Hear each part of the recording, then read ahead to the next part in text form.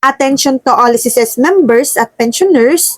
Sa mga nagtatanong, ang tanong po niya, ilang taon po ba pwedeng ilamsam ang contribution sa SSS? So pag-usapan natin ang magandang katanungang ito. Sa video na ito, pakitapos hanggang sa dulo para malaman ang buong impormasyon.